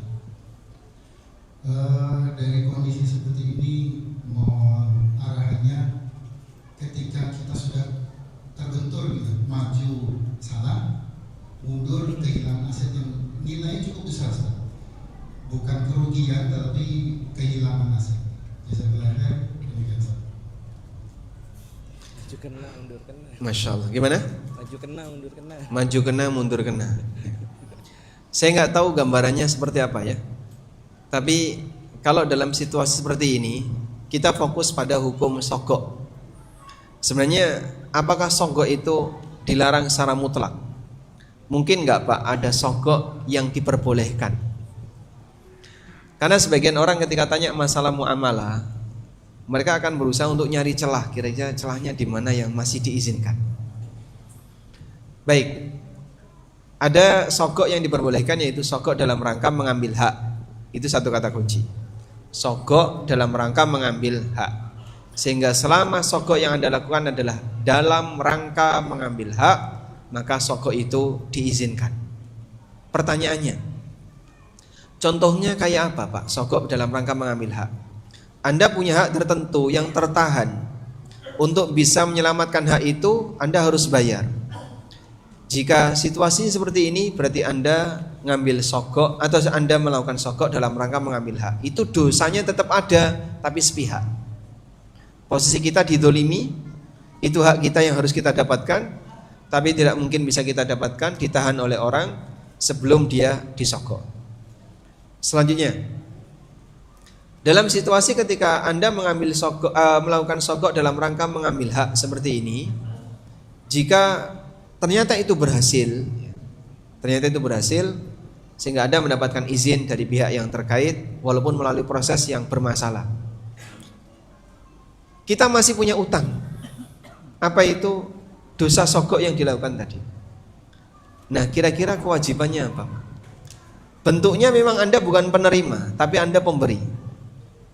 Rasulullah SAW pernah mengatakan, "Ya ma'syarat tujjar, inna hadzal bai' yashubuhu bil halifil kadzib wal lagwi." Wahai para pedagang, transaksi itu pasti akan kecampuran dengan ucapan dusta, sumpah palsu, dan seterusnya. Fashubuhu bis sadaqah, maka iringi dengan sedekah. Sehingga ketika dalam praktek muamalah seseorang itu ada maksiat-maksiat yang dia kerjakan, Rasulullah SAW menyarankan kafarahnya dengan sedekah. Kamu keluarkan sebagian dari keuntungan kamu sebagai kafarah dengan cara bersedekah. Mudah-mudahan dosa yang dia lakukan sebelumnya nanti bisa berkurang dengan cara seperti ini. Wallahu a'lam. Taib. Bentar ya Pak, kita gantian dulu nih, ada pertanyaan lagi Ustaz dari Umahat berupa kertas. Assalamualaikum warahmatullahi wabarakatuh. Barakallahu fikum Ustaz. Izin bertanya, bagaimana meyakini diri akan rezeki? Suami saat ini tidak bekerja, anak butuh biaya sekolah, dan kebutuhan sehari-hari saat ini kami jualan kue. Apakah ada kiat-kiat agar rezeki itu datang dari arah yang tidak diduga-duga? Kemudian tambahannya lanjutannya bagaimana mau mengembangkan usaha kalau modalnya belum ada Ustadz gitu. Jadi mau mengembangkan usaha modalnya nggak ada. Dan bagaimana agar usaha kita ini bisa berkah dan bisa berkembang. Ini dari Umahat Ustadz. Saya kalau sampaikan kondisi yang lebih pahit daripada itu. Andai kan sampai Anda kelaparan, tidak punya makanan misalnya. Suami nggak kerja, jualan kue nggak laku. Setelah nggak laku, usaha Anda diserobot orang. Lalu Anda diperkarakan di pengadilan. Sampai pada titik terakhir nggak punya apa-apa, nol. Kira-kira itu akan berlangsung selamanya atau ada ujungnya? Ya, ada ujungnya. Jadi sepahit apapun penderitaan orang tidak akan selamanya. Sebagaimana senikmat apapun yang dirasakan oleh seseorang tidak akan selamanya. Allah Subhanahu wa taala menekankan prinsip ini dalam Al-Qur'an. La'allakum tatafakkaruna fid dunya wal akhirah. Agar kalian merenungkan hakikat dari kehidupan dunia dan akhirat. Kalimatnya sederhana. Ada satu pesan yang disampaikan oleh Hasan Al-Basri. Liyu'lam anna dunya daru bala'in thumma daru fana'in wa annal akhirata daru jazain thumma daru baqa. Sadarilah, dunia ini tempat orang dapat ujian. Thumma daru fana'in, dan kemudian jadi negeri yang fana. Pasti semuanya binasa. Sehingga Anda yang merasakan pahit tidak selamanya. Ada dua kemungkinan. Satu, musibah itu dicabut oleh Allah dan digantikan dengan solusi sebagaimana yang Anda harapkan. Atau yang lebih baik daripada apa yang Anda harapkan.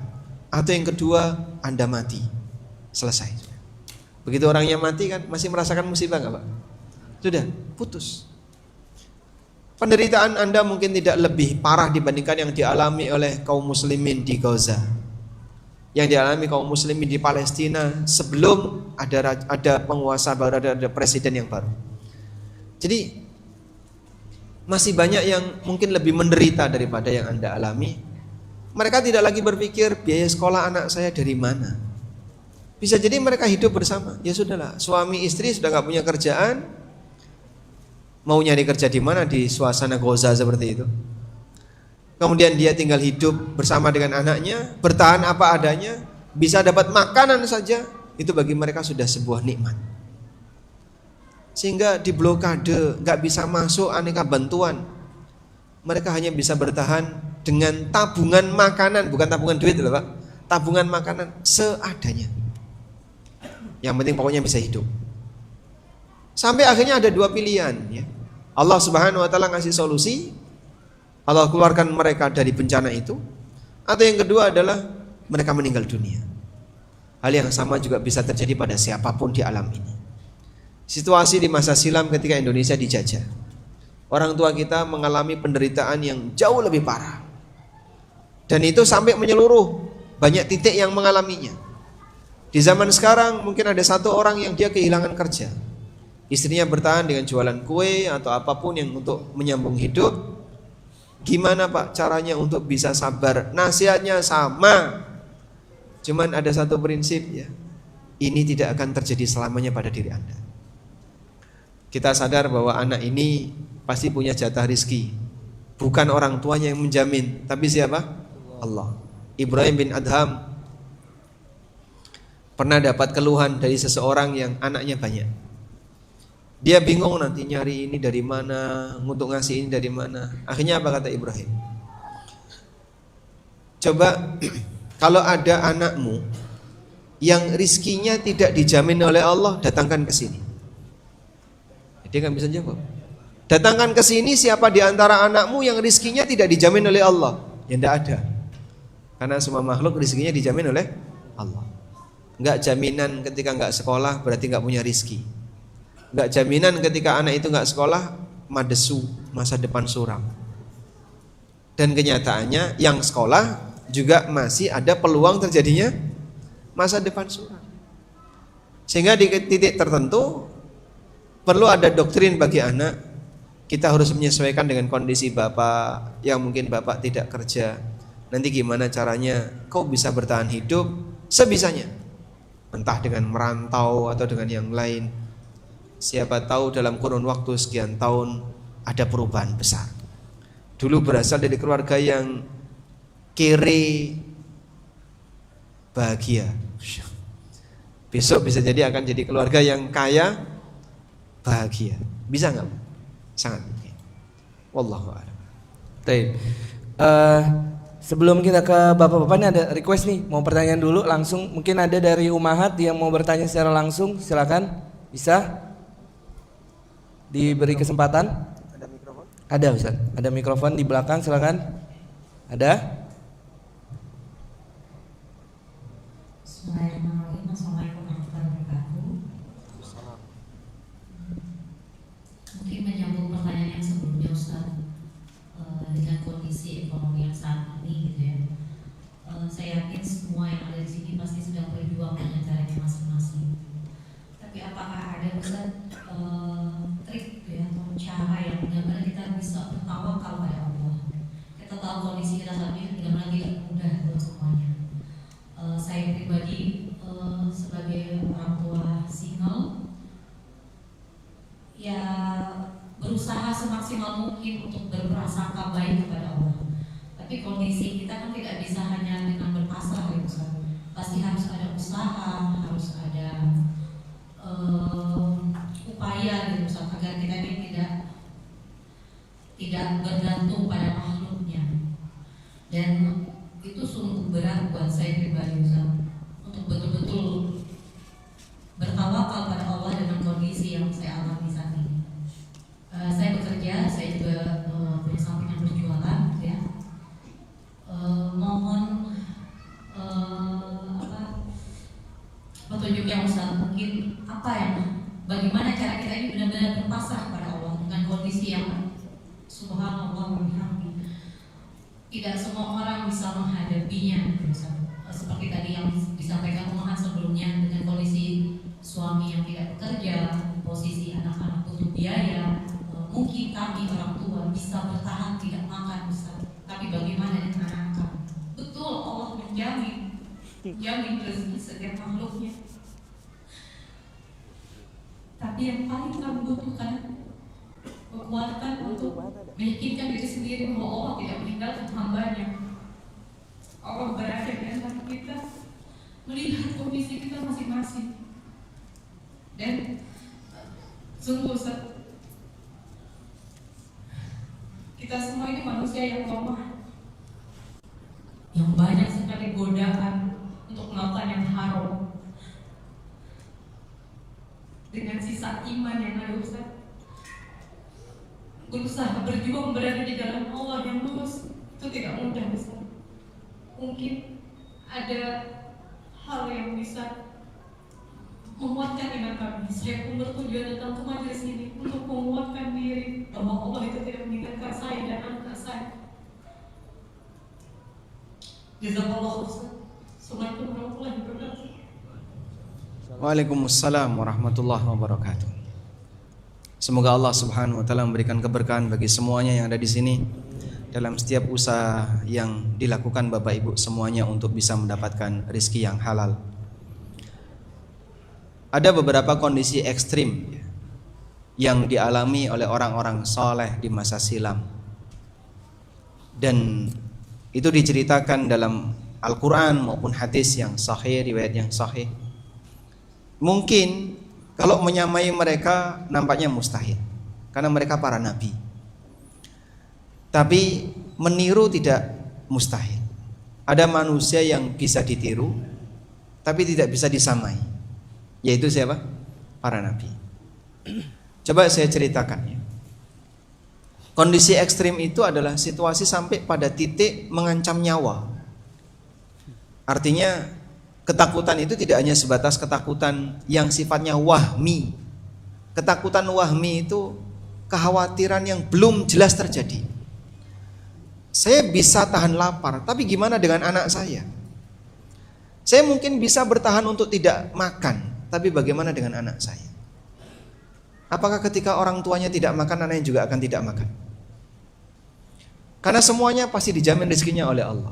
Ini sifatnya hanya ketakutan yang ada dalam teori, bukan terbukti dalam dunia nyata. Anda baru merasakan nanti gimana, nanti belum terjadi. Anda baru takut dengan nanti. Ujian itu belum sampai pada apa yang Anda alami, baru ujian nanti gimana.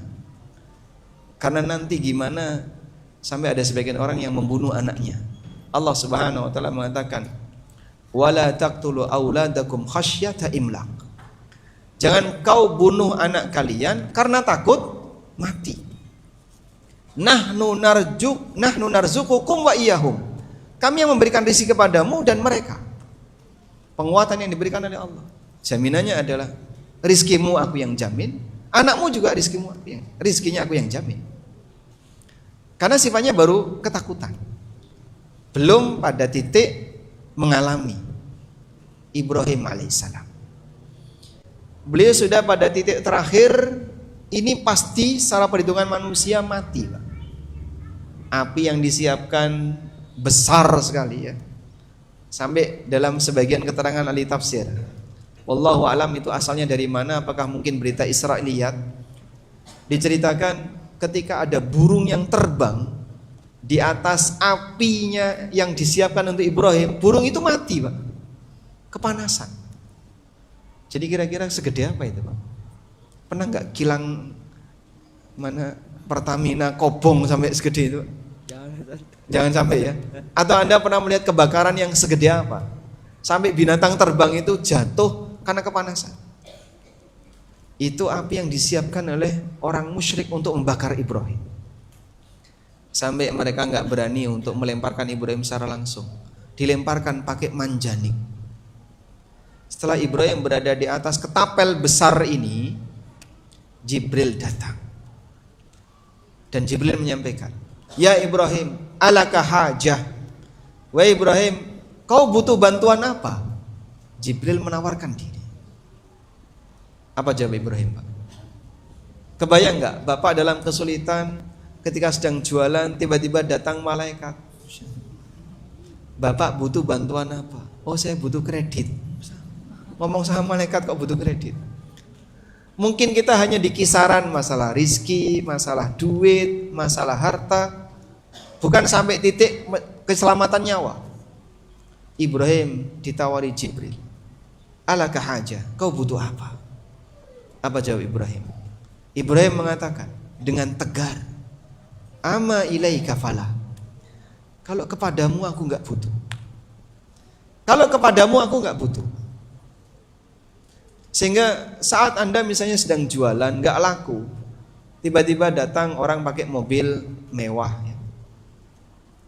Lalu dia bawa dompetnya yang tebal, menawarkan ke Bapak, Bapak butuh apa? Mungkin saya bisa bantu. Tiba-tiba Anda dengan terhormat mengatakan, kalau sama Bapak saya enggak butuh. Sama uangnya yang butuh ya. Bapak butuh apa nanti saya kasih. Kalau saya Bapak saya enggak butuh. Ada enggak orang kayak gini, Pak? Mungkin dia akan langsung, wah mumpung ini. Ada yang berkeluh kesah 100%. Bisa jadi ditambah-tambahi, dibumbu-bumbui dengan cerita-cerita gimana caranya biar tersentuh orang ini. Akhirnya dia cerita usahanya, perjuangannya dan seterusnya biar duitnya makin banyak yang keluar. Itu mungkin kita. Sehingga kita bisa berkeluh kesah di hadapan makhluk karena butuh kepada makhluk. Ya Pak Ustadz, saya lagi ini kesulitan dia. Pokoknya kalau bisa dituntaskan dalam satu curhat itu, dituntaskan ketika curhat. Padahal belum tentu yang dicurhati ngasih bantuan. Itu makhluk kepada makhluk karena dia terlalu butuh kepada makhluk. Ketergantungan dia kepada makhluk yang demikian tinggi bisa jadi malah dia ditinggalkan oleh Allah. Ibrahim alaihissalam ketika ditawari Jibril, kau butuh bantuan apa? Ama ilaika fala. Kalau kepadamu aku enggak butuh. Kemudian Jibril mengatakan, idzan fasal rabbak. Kalau begitu silakan kau berdoa kepada Allah. Langsung beliau meminta kepada Allah Subhanahu wa taala, dan kalimatnya bukan kalimat permintaan. Kalimatnya apa? Kalimat pasrah. Hasbiyallah wa ni'mal wakil. Aku pasrahkan diriku kepada Allah, dan Dia sebaik-baik zat yang dipasrahi. Allah selamatkan Ibrahim alaihissalam, dan keselamatan ini sebagai bagian dari mukjizat yang Allah Subhanahu wa taala berikan kepada beliau, dikenang sampai akhir zaman, sehingga semua orang mengenal Ibrahim, manusia yang dibakar tidak mati, diselamatkan oleh Allah Subhanahu wa taala. Nabi Musa alaihissalam, kisah ini disebutkan dalam Al-Qur'an. Allah perintahkan kepada Musa alaihissalam, fa asri bi ibadi lailan innakum muttaba'un. Berangkatkan hambaku, pindahkan hambaku di waktu malam, kalian akan dikejar. Musa mengajak Bani Israel untuk meninggalkan Mesir di waktu malam, dalam situasi ketika pasukan Firaun sedang tidur. Akhirnya ketika mereka berangkat, tibalah mereka di mana Pak? Di Laut Merah. Depan lautan, belakang pasukan Firaun yang siap mengejar. Qala ashabu Musa, ketika dua pasukan ini saling melihat, falamma tara al-jam'ani qala ashabu Musa. Ketika dua pasukan ini saling melihat, Bani Israel melihat ke arah pasukan Firaun, pasukan Firaun melihat ke arah Bani Israel. Suasana hatinya sama atau beda Pak? Beda. Yang satu takut mati, yang satu penuh semangat untuk membantai. Sehingga orang-orang yang berada di sekitar Musa mengatakan, inna lamudrakun, kita pasti ketangkap. Maju lautan, mundur pasukan bersenjata. Maju mati, mundur mati. Mau kemana coba? Ketika Musa dalam situasi seperti itu, semua ketakutan. Takut itu menular enggak? Menular? Menular atau tidak?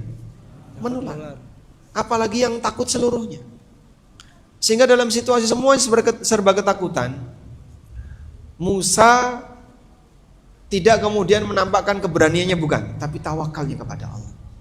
Lalu beliau mengatakan, qala kalla inna ma'iya rabbi sayahdin. Gak mungkin kita ketangkap. Allah bersamaku dan Dia akan memberikan petunjuk kepadaku. Sehingga Musa tawakalnya bukan kepada tongkatnya. Tenang jamaah, tenang, ada tongkat jamaah. Padahal kan beliau sudah berkali-kali punya pengalaman dengan tongkat ini ya. Jadi ular, mengalahkan tukang sihir Fir'aun. Tapi beliau tidak tawakal sama tongkat. Beliau mengatakan, gak mungkin kita ketangkap. Inna ma'iya rabbi sayahdin. Allah bersamaku dan Allah akan memberikan petunjuk kepadaku. Sehingga dalam situasi takut itu naik turun ya. Saat ibu mengalami ketakutan yang berlebihan, kadang naik, kadang hilang, kadang muncul, kadang hilang. Saat situasi ketakutan seperti itu, tenang wahai anak-anakku. Ini kalau Anda bicara di depan anak-anak ya.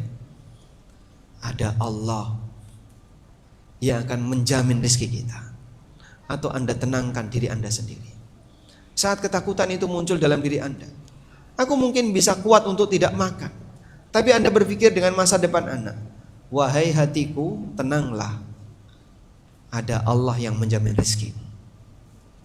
Kalimat afirmasi seperti ini mungkin perlu Anda ucapkan di saat situasi ketakutan itu tiba-tiba timbul, dan Anda tahan dengan cara bangun tawakal. Inna ma'iya rabbi sayahdin. Allah bersamaku dan Allah akan memberikan petunjuk kepadaku. Fa'auhayna ila Musa anidrib bi'asakal bahr fanfalaqa fakana kullu firkin kattaudil adim. Kami wahyukan kepada Musa, pukulkan tongkatmu ke arah lautan. Maka dipukulkan ke arah lautan.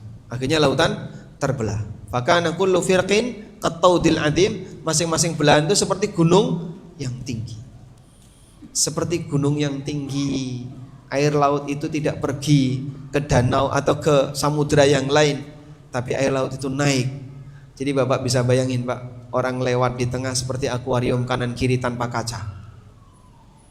Itu kalau kemudian tidak ditahan oleh Allah, menyatu, wassalam.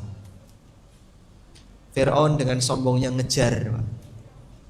Andaikan Fir'aun tidak bersikap bodoh seperti ini, Bodohnya Fir'aun ngejar. Andai kan Fir'aun tuh balik pulang, dia masih bisa jadi raja. Andai kan dia balik pulang bersama dengan pasukannya, masih bisa menikmati kekayaannya.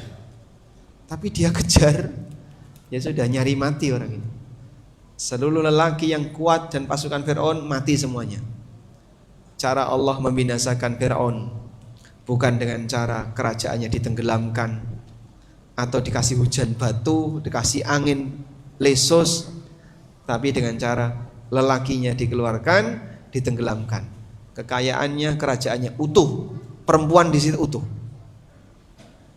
Al jaza'u min jinsil amal. Balasan sejenis dengan amal. Sebagaimana dulu dia membantai lelaki Bani Israel yang muslim, maka lelakinya dibantai atau dimatikan oleh Allah dengan cara dikeluarkan dari istana, ditenggelamkan di lautan. Baik.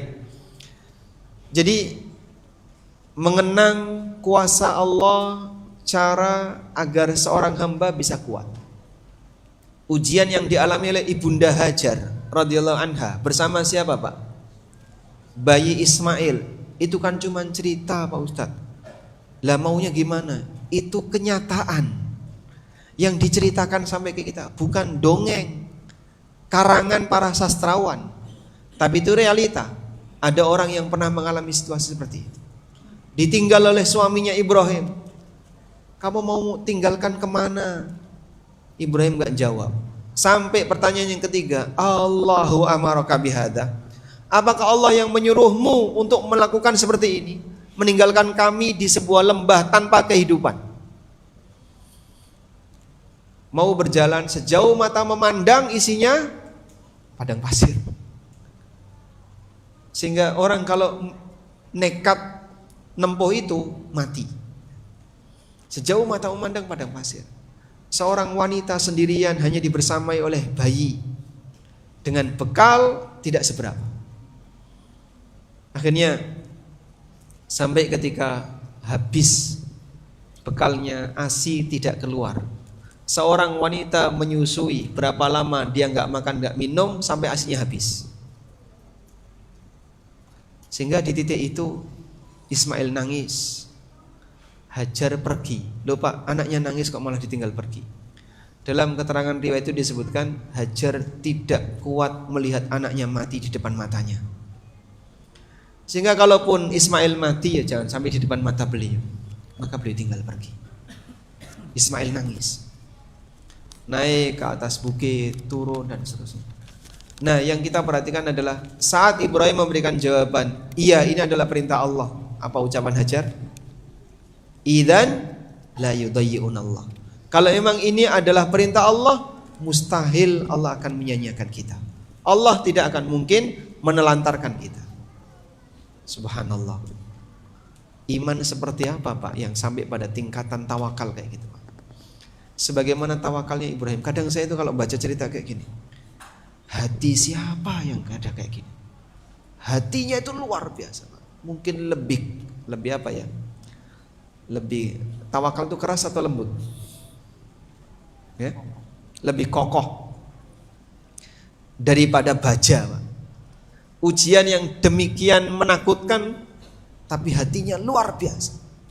Itulah yang dialami oleh Ibrahim, Ibunda Hajar, dan beberapa orang-orang soleh yang lain. Ismail juga sama, pada waktu siap untuk disembelih, falamma aslama wa tallahu lil jabin. Ketika sudah siap untuk disembelih, sudah dibentangkan lehernya di atas tanah dan siap mau disembelih, anaknya hanya bisa pasrah karena ini perintah Allah. Nah, model-model kayak gitu, itu kan nabi, Pak Ustaz. Aku nggak bisa jadi nabi. Iya, memang Anda tidak mungkin jadi nabi, tapi meniru tidak mustahil, menyamai yang mustahil. Sehingga saat dalam situasi mungkin hati sedang takut, kacau, galau, bingung, resah dan seterusnya, la ilaha illallahul azimul halim, la ilaha illallahu rabbus samawati wa rabbul ardi wa rabbul arsyil karim.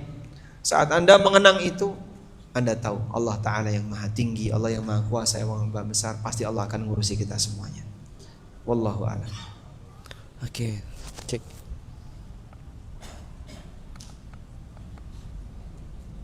Cek. Ya.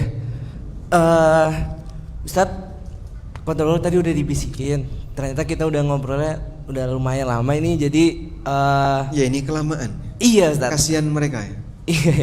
Iya, Ustadz, mungkin mohon maaf nih yang masih ada mau bertanya terkait dengan pertanyaan lanjutan karena Ustadz juga insya Allah mau melanjutkan perjalanan lagi ya Ustadz ya, mau ke Kalbar seperti itu ya Ustadz ya. Nah jadi mohon maaf mungkin ada yang pertanyaan yang sudah masuk dan juga yang sudah berniat mau bertanya.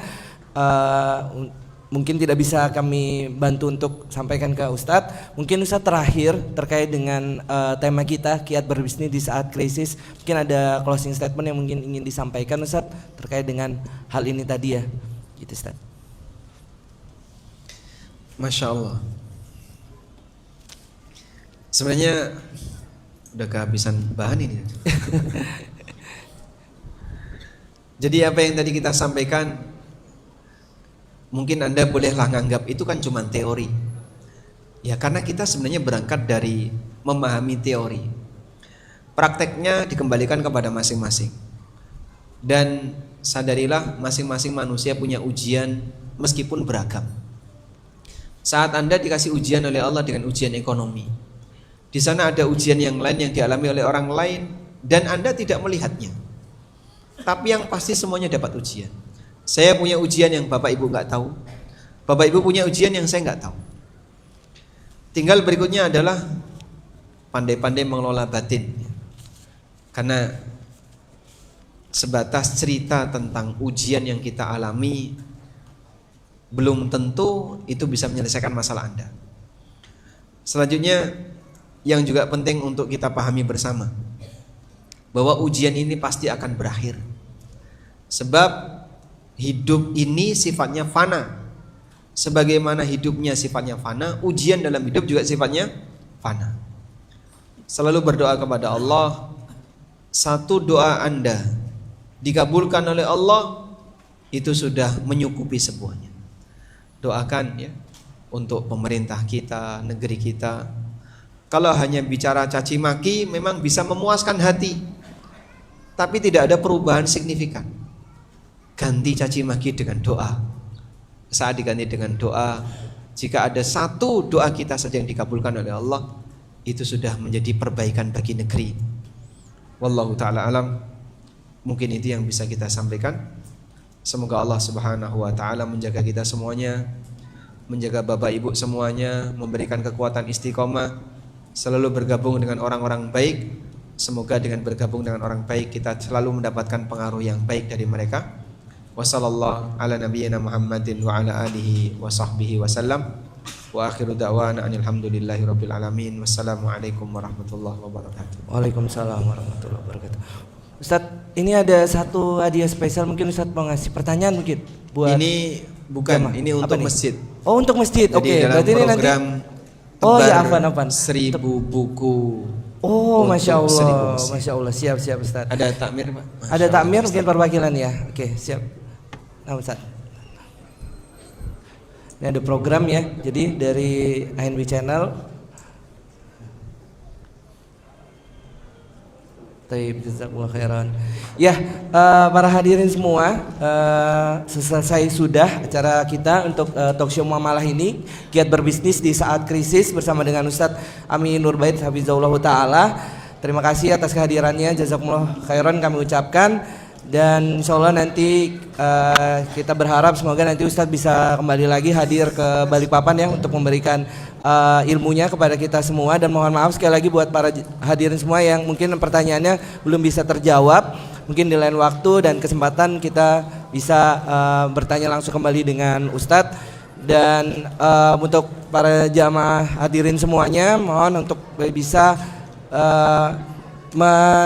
tidak meninggalkan barang pribadinya di masjid dan bisa menjaga kebersihan di dalam masjid. Mungkin itu saja untuk kesempatan kali ini. Terima kasih sekali lagi kepada komunitas pengusaha Muslim Indonesia Kalimantan Timur KPMI yang sudah menyelenggarakan kegiatan ini, dan juga kepada DKM Masjid dari Asalam Bandara dan juga ANB Channel. Mungkin kita tutup dengan doa kafaratul majelis. Subhanakallahumma wa bihamdika asyhadu an la ilaha illa anta astaghfiruka wa atubu ilaik. Assalamualaikum warahmatullahi wabarakatuh.